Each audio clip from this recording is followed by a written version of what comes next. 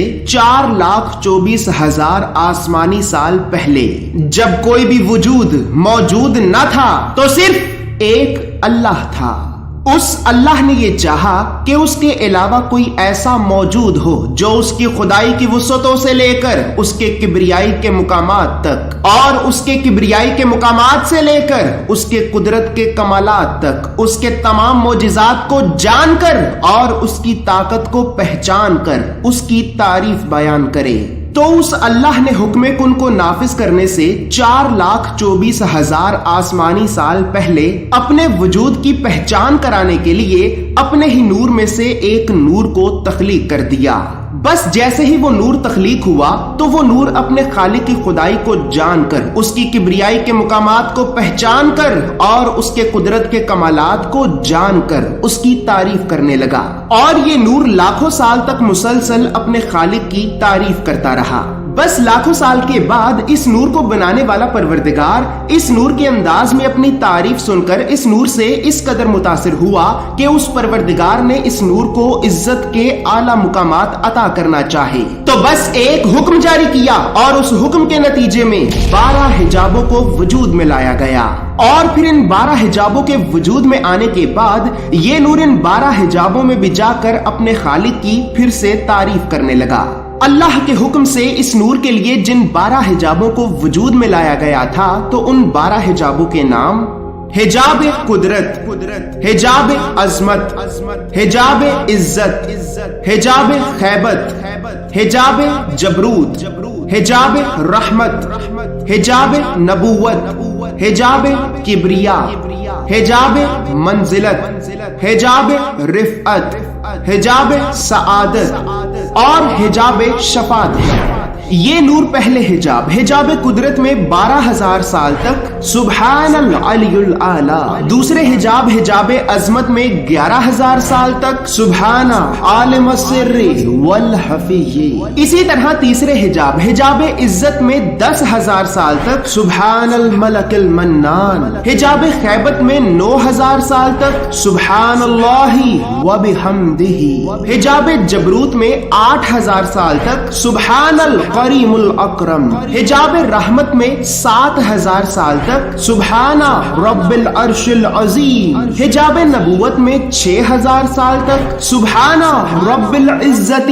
اما یصفون، حجاب کبریا میں 5,000 سال تک سبحان العظیم الاعظم، حجاب منزلت میں 4,000 سال تک سبحان العلیم الکریم الکبیر، حجاب رفعت میں 3,000 سال تک سبحان ذی الملک والملکوت، حجاب سعادت میں 2,000 سال تک سبحان من یزیل الاشیاء ولا یزول، اور حجاب شفاعت میں یہ نور 1,000 سال تک سبحان ربی العظیم وبحمدہ کی صدائیں بلند کر کے بس اپنے رب کی تعریف کرتا رہا، اپنے رب کی تعریف کرتا رہا۔ اسی طرح یہ نور ان 12 مختلف حجابوں میں ہزاروں سال تک مسلسل اپنے پروردگار کی تعریف کرتا رہا۔ بس پھر اس نور کو بنانے والا پروردگار ان 12 حجابوں میں بھی اس نور سے اپنی تعریف سن کر اس قدر متاثر ہوا کہ اس پروردگار نے دوبارہ پھر سے ایک اور حکم جاری کیا، اور اس حکم کے نتیجے میں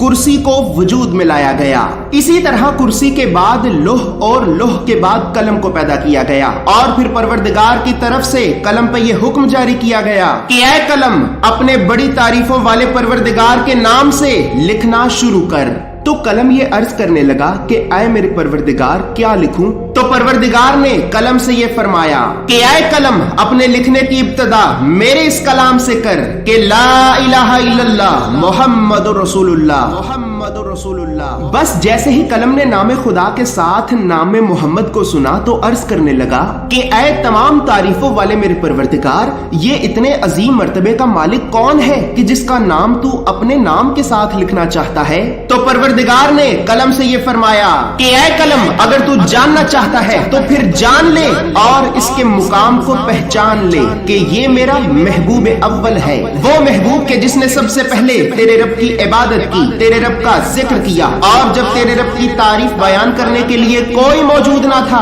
تو اس نے سب سے پہلے تیرے رب کی تعریف کی۔ آئے قلم، تیرا پروردگار اپنے حبیب سے اپنی تعریف سن کر اس قدر متاثر ہے کہ بس اب تیرے پروردگار کا یہ ارادہ ہے کہ عنقریب وہ بہت سے عالمین کو پیدا کرے گا، اور ان تمام عالمین پہ وہ اپنے حبیب کو ایک ایسا مقام عطا کرے گا کہ جو مقام تیرے پروردگار نے نہ اپنے حبیب سے پہلے کسی کو عطا کیا ہوگا اور نہ ہی وہ اپنے حبیب کے بعد کسی کو عطا کرے گا۔ بس اسی طرح اللہ نے سب سے پہلے اپنے حبیب کے نور کا تعارف قلم سے کرایا، اور پھر قلم سے تعارف کرانے کے بعد اللہ کے حکم سے نام محمد کو قلم کے ذریعے لوح پہ تحریر کیا گیا، اور وہ نام 4000 آسمانی سال تک اس لوح پہ نور کی طرح چمکتا رہا۔ اسی طرح پھر لوح و قلم کو پیدا کرنے کے بعد اللہ نے اپنے حبیب کے نور کے کچھ حصوں سے ایک عالم کو پیدا کرنے کا ارادہ کیا، تو بس اللہ نے ایک حکم جاری کیا، اور اس حکم سے اللہ کے حبیب کا نور 5 حصوں میں تقسیم ہو گیا۔ اللہ نے اپنے حبیب کے نور کے پہلے حصے سے اپنے عرش کو پیدا کیا، دوسرے حصے سے آسمانوں کو پیدا کیا، تیسرے حصے سے چاند اور زمینوں کو پیدا کیا، چوتھے حصے سے سورج جیسے بڑے بڑے ستاروں کو وجود عطا کیا۔ لیکن ان 4 حصوں سے اس سارے عالم کو بنانے کے باوجود بھی یہ سب تاریک تھا، اس میں اندھیرا تھا، تو اللہ نے اندھیرے میں ڈوبے ہوئے اس عالم کو روشن کرنا چاہا، اسے روشنی سے بھرنا چاہا، تو بس اپنے حبیب کے نور کے 5ویں حصے سے پہلی مرتبہ صرف روشنی کو پیدا کیا، اور اسی طرح اللہ کے حبیب کے نور کے انہی 5 حصوں سے پہلی مرتبہ ایک عالم کو وجود میں لایا گیا۔ ویورز، یہاں پر ایک اہم خاص اور ضروری سوال حضرت رسول خدا صلی اللہ علیہ وآلہ وسلم کا مخلوق کے اول ہونے کے بارے میں پیدا ہوتا ہے۔ تو ویورز، یہاں پر یہ بات یاد رہے کہ حضرت رسول خدا جناب محمد مصطفیٰ مخلوق کے اول ہیں۔ اس بات کا ذکر اللہ نے غور و فکر کرنے والے لوگوں کے لیے پہلے سے ہی قرآن میں واضح طور پر بیان کر دیا ہے، جیسا کہ اللہ رب العزت قرآن میں سورہ مریم کی آیت نمبر 93 میں یہ ارشاد فرماتا ہے کہ آسمانوں اور زمینوں اور اس کائنات میں جو کچھ بھی موجود ہے وہ اللہ کا عبد ہے۔ ویورز، عبد عربی زبان کا لفظ ہے اور اس کا مطلب ہے بندہ، یعنی بندگی کرنے والا یا پھر عبادت کرنے والا۔ اگر میں آپ کو اس آیت کا آسان لفظوں میں مطلب بتاؤں تو اللہ رب العزت ہمیں یہ بتا رہا ہے کہ کائنات کا ذرہ ذرہ اللہ کا بندہ ہے اور اللہ کی عبادت کرتا ہے، اور پھر ساتھ ہی اللہ رب العزت سورہ الزخرف کی آیت نمبر 81 میں یہ فرماتا ہے، قل ان كان للرحمن ولد فانا اول العابدين، کہ اے میرے حبیب کہہ دیجئے کہ میں ہوں وہ کہ جس نے سب سے پہلے اللہ کے ہاں اللہ کی عبادت کی۔ اسی طرح قرآن میں ایک اور جگہ پر سورہ آل عمران کی آیت نمبر 83 میں اللہ رب العزت یہ ارشاد فرماتا ہے کہ زمین و آسمان اور کائنات میں موجود ایک ایک ذرہ اللہ کا مسلمان ہے اور اللہ کی بارگاہ میں سر تسلیم ہم کیے ہوئے ہے۔ اور پھر ساتھ ہی اللہ رب العزت سورہ الانعام کی آیت نمبر 163 میں یہ فرماتا ہے، لا شريك له وبذلك أمرت وأنا أول المسلمين، کہ اے میرے حبیب کہہ دیجئے کہ میں ہوں وہ پہلا مسلمان کہ جس نے سب سے پہلے اللہ کی بارگاہ میں سر تسلیم ہم کیا۔ ویورز، جب آپ ان دونوں آیات کو پڑھیں گے تو ان آیات میں مسلمان اور سر تسلیم ہم، ان دونوں لفظوں کا مطلب ضرور یاد رکھیے گا، اور ان دونوں لفظوں کا مطلب ایک ہی ہے، اور وہ مطلب یہ ہے کہ اپنی خواہش اور اپنے وجود کو اللہ کے حکم کے سامنے جھکا دینا۔ اب جیسا کہ میں آپ کو قرآن سے حضرت رسول خدا کا مخلوق کے اول ہونے کے بارے میں بتا چکا ہوں، تو ویورز یہاں پر یہ بات بھی یاد رہے کہ حضرت محمد مصطفیٰ صلی اللہ علیہ وآلہ وسلم بے شک اس زمین پہ ایک انسانی وجود کی صورت میں موجود رہے، لیکن حقیقت میں آپ ایک نور ہیں، اور آپ ایک نور ہیں اس بات کا ذکر تو اللہ نے بغیر غور و فکر کرنے والے لوگوں کے لیے بھی قرآن میں 2 جگہوں پر سورہ المائدہ کی آیت نمبر 15 اور سورہ الاحزاب کی آیت نمبر 46 میں واضح طور پر بیان کر دیا ہوا ہے۔ بس پھر جیسے ہی اللہ نے اپنے حبیب کے نور کے ان 5 حصوں سے ایک عالم کو بنا کر مکمل کیا، تو اس عالم کو بنا کر مکمل کرنے کے بعد اللہ نے اس عالم میں اپنی عبادت کے لیے اور اپنے حبیب کے نور کا تعارف کرانے کے لیے ایک مخلوق کو پیدا کیا، اور پھر اس مخلوق کو پیدا کرنے کے بعد اللہ نے اس مخلوق سے اپنے حبیب کے نور کا تعارف کرایا۔ बस फिर इस पहले आलम को पैदा करने के बाद अल्लाह ने फिर से एक और दूसरे आलम को पैदा किया और इस दूसरे आलम में भी एक और दूसरी मखलूक को पैदा किया और फिर इस दूसरी मखलूक को भी पैदा करने के बाद इस मखलूक से भी अपने हबीब के नूर का तारुफ कराया। और इसी तरह करते करते अल्लाह ने 9,99,999 आलमीन को पैदा किया और इन तमाम आलमीन में अल्लाह ने मखलूकाते हिंद, मखलूकाते बिन, मखलूकाते जिन, मखलूकाते निस्नास और फरिश्तों और करोबियों के अलावा भी लाखों मुख्तलिफ मखलूकात को अपनी इबादत के लिए और अपने हबीब के नूर का तारुफ कराने के लिए पैदा किया। व्यूवर्स, यहाँ पर ये बात याद रहे, आलम अरबी जुबान का लफ्ज है और आलम का मतलब है कायनात। और अगर मैं आपको कायनात का आसान लफ्जों में मतलब बताऊं तो पहले आसमान से लेकर 7वें आसमान तक जो कुछ भी मौजूद है ये सब का सब सिर्फ एक कायनात या फिर एक आलम कहलाता है। और जिस आलम में हम इंसान रहते हैं ये आखिरी आलम है और इस आलम से पहले अल्लाह ने 9,99,999 आलमीन को पैदा किया था। अब व्यूवर्स, यहाँ पर इन आलमीन से भी अहम, खास और जरूरी सवाल ये पैदा होता है कि हजरत रसूल खुदा जनाब मोहम्मद मुस्तफा सल्लल्लाहु अलैहि वसल्लम का इन आलमीन से क्या लेना देना। तो व्यूवर्स, यहाँ पर ये बात याद रहे कि कुरान में सूरह अंबिया की आयत नंबर 107 में अल्लाह रब्बुल इज्जत ये इरशाद फरमाता है, वमा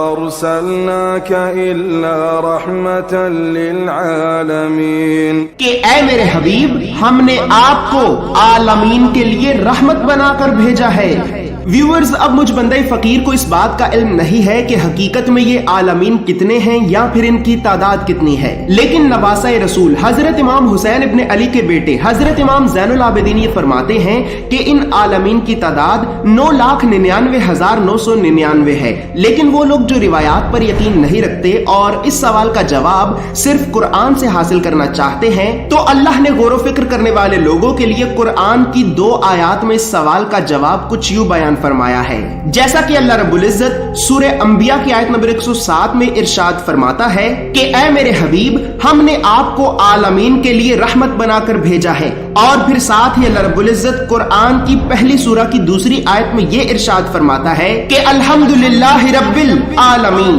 तमाम तारीफें उस अल्लाह के लिए हैं कि जो तमाम आलमीन का खुदा है। मालूम ये हुआ कि अल्लाह रब्बुल इज्जत अपने कुरान की इन दोनों आयात के जरिए गौर व फिक्र करने वाले लोगों को उनके इस सवाल का जवाब कुछ यूं बता रहा है कि ऐ लोगों जान लो कि जहां जहां तक मैं अल्लाह रब्बुल आलमीन हूं वहां वहां तक मेरा हबीब रहमतुल लिल आलमीन है, रहमतुल लिल आलमीन है। इसी तरह फिर इन 9,99,999 आलमीन को पैदा करने के बाद इन आलमीन में से जिस जिस मखलूक ने हजरत रसूल खुदा जनाब मोहम्मद मुस्तफा सल्लल्लाहु अलैहि वसल्लम के बताए हुए रास्ते का इकरार किया तो परवरदिगार आलम ने उसे इनाम के तौर पे जन्नत जैसी अजीम नेमत की जजा दी। और जिसने आपके बताए हुए रास्ते का इनकार किया तो परवरदिगार आलम ने उसे दोज़ख जैसी वादियों में फेंक कर हमेशा हमेशा के लिए सजा दी।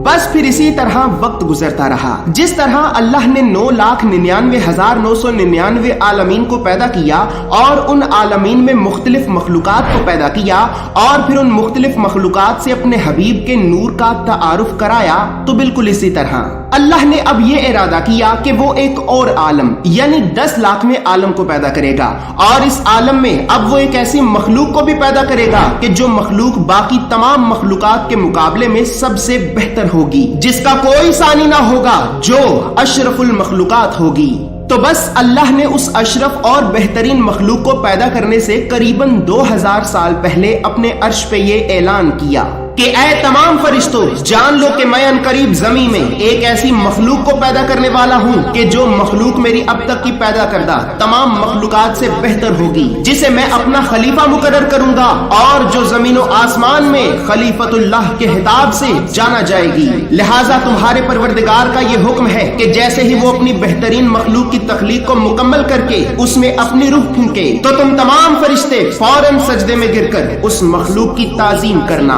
बस जैसे ही फरिश्तों ने ये ऐलान सुना तो तमाम फरिश्ते फौरन अल्लाह के दरबार में हाजिर होकर अल्लाह से ये अर्ज करने लगे कि ऐ हमारे परवरदिगार, जिस तरह से तूने मखलूकाते निस्नास, मखलूकाते हिन, मखलूकाते बिन और मखलूकाते जिन को जमी पे गालिब किया तो उन्होंने तेरी जमी को फसाद से भर दिया, तेरी जमी पे एक दूसरे का नाहक खून बहाया और तेरी ही जमी पे तेरे हर हुक्म की नाफरमानी की। आए हमारे परवरदिगार, यकीनन ये मखलूक भी उन्हीं मखलूकात की तरह तेरी जमी में फसाद भरपा करेगी, तेरी जमी में एक दूसरे का नाहक खून बहाएगी और तेरी ही जमी पे तेरे हुक्म की नाफरमानी करेगी। ऐ तमाम तारीफों वाले हमारे परवरदिगार, तू हमें अपना खलीफा मुकर्रर कर, हम अपनी जिंदगी की इब्तिदा से इंतहा तक हर लम्हे तेरी बादशाही का जिक्र करेंगे, जमीन व आसमान को तेरी तारीफों से भरेंगे और हमेशा सिर्फ तेरे हुक्म की फर्माबरदारी करेंगे। आए परवरदिगार, बस तू एक मर्तबा हमें वो मुकाम तो अता कर कि जो मुकाम तू अनकरीब उस अशरफ और बेहतरीन मखलूक को अता करने वाला है।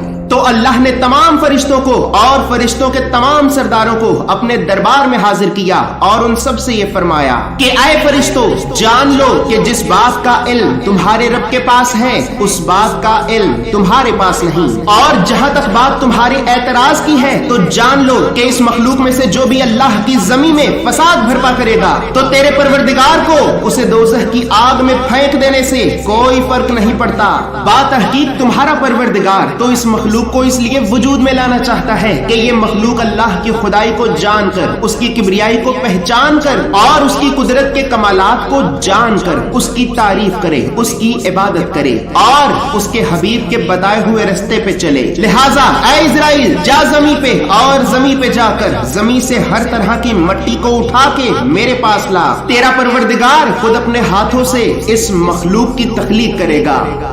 व्यूवर्स, यहाँ पर ये बात याद रहे कि सही बुखारी की हदीस नंबर 3340, जबकि सही मुस्लिम की हदीस नंबर 480 और कुरान की सूरह साद की आयत नंबर 75 में अल्लाह का इंसान को अपने हाथों से बनाने का मतलब यह है कि दरअसल अल्लाह रब्बुल इज्जत यहाँ पर इंसान को उसके मुकाम के बारे में बता रहा है कि ऐ इंसान, देख जरा कि मैंने सारी कायनात को लफ्ज़े कुन से पैदा किया, लेकिन मैंने तुझे खुद अपने हाथों से बनाकर इज्जत का वो मुकाम अता किया है कि जो मुकाम तेरे मुकाबले में सारी कायनात भी हासिल ना कर सकी। और अगर अब भी तूने मेरे हुक्म की नाफरमानी की या फिर मेरे बताए हुए रास्ते पे ना चला तो जान ले कि तू अनकरीब इन तमाम आलमीन में सबसे ज्यादा नुकसान उठाने वालों में से होगा।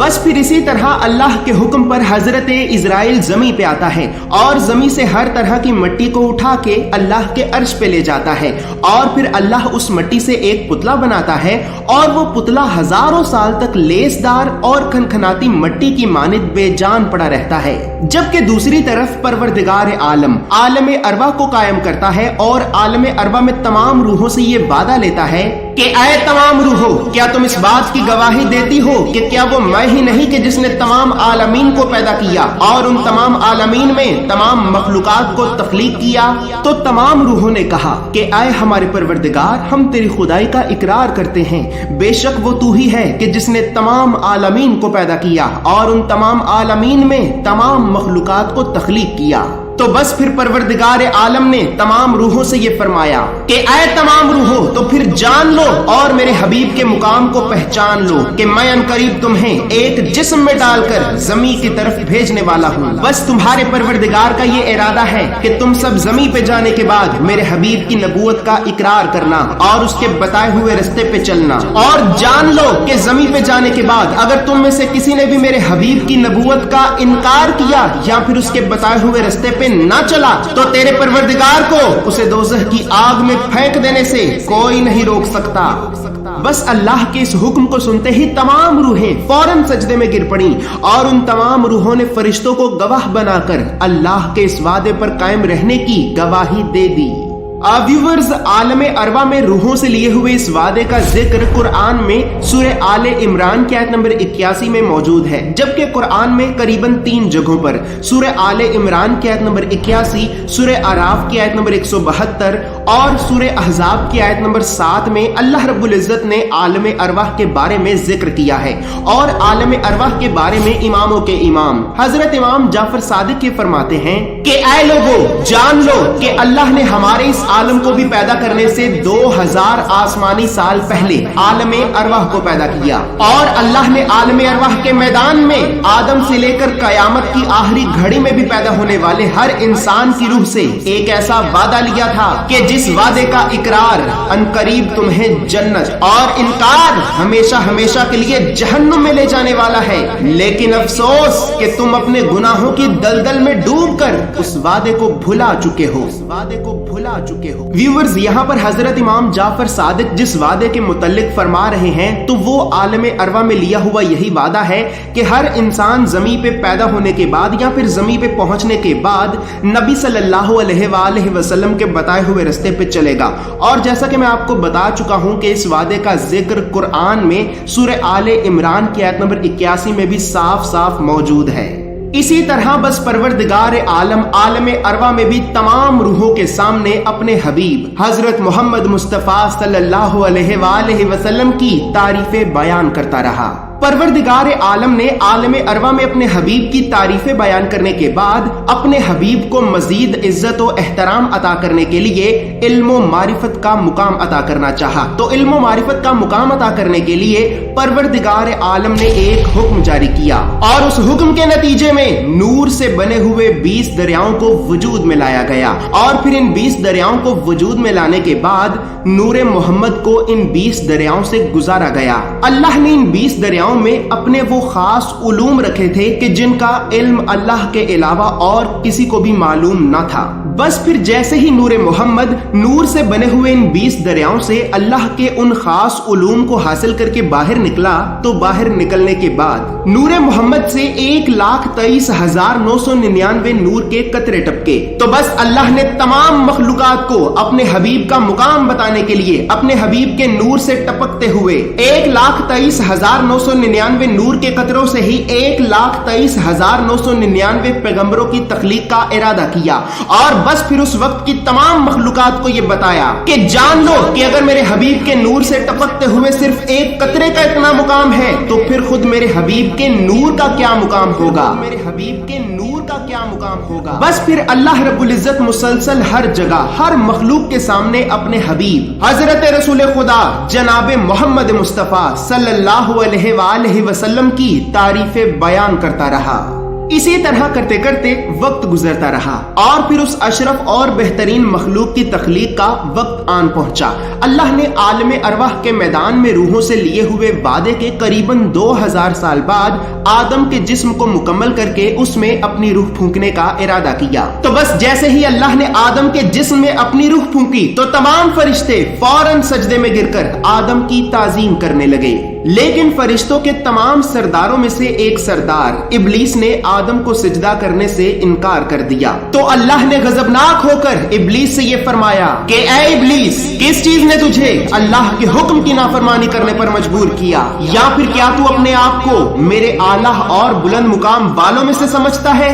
تو ابلیس تکبر میں آ کر کہنے لگا کہ اے مجھ ابلیس کو آگ سے بنانے والے میرے پروردگار، تو نے مجھے آگ سے پیدا کیا ہے اور اس آدم کو حقیر سی مٹی سے پیدا کیا۔ میں نے لاکھوں سال تیری عبادت کی، تجھے ہزاروں سجدے کیے اور ہمیشہ صرف تیرے حکم کی تعمیل کی۔ اے پروردگار، تیرا یہ حکم میرے مقام و مرتبے کے خلاف ہے کہ میں آگ سے بنا ہوا شیطان اس مٹی سے بنے ہوئے انسان کو سجدہ کرے، ایسا ہرگز نہیں ہو سکتا۔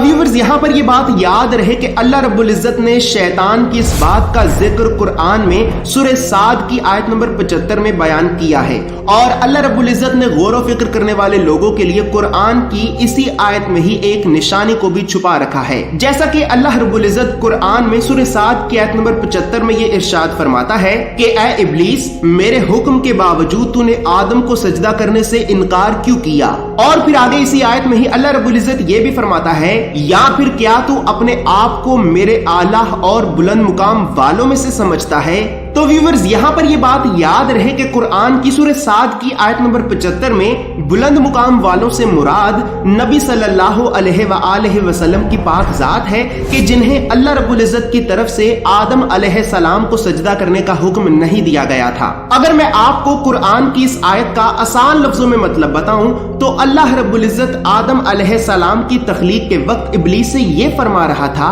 کہ اے ابلیس، کیا تو اپنے مقام کو میرے حبیب کے مقام کے برابر سمجھتا ہے کہ جو تو آدم کو سجدہ نہ کرے؟ ویورز یہاں پر بھی ایک اہم خاص اور بہت ہی ضروری سوال حضرت رسول خدا کا آدم علیہ السلام کی تخلیق کے وقت موجود ہونے کے متعلق پیدا ہوتا ہے۔ تو ویورز قرآن سے تو میں آپ کو رسول خدا کا مخلوق کے اول ہونے کے بارے میں بتا چکا ہوں، لیکن قرآن کے علاوہ یہاں پر یہ بات بھی یاد رہے کہ جامع الترمذی کی حدیث نمبر 3609 کے مطابق رسول اللہ صلی اللہ علیہ وآلہ وسلم نے اپنے پیارے اصحاب سے یہ فرمایا کہ اے میرے اصحاب، جان لو کہ میں اللہ کے ہاں اس وقت بھی نبی تھا کہ جب آدم جسم اور روح کے درمیان تھے۔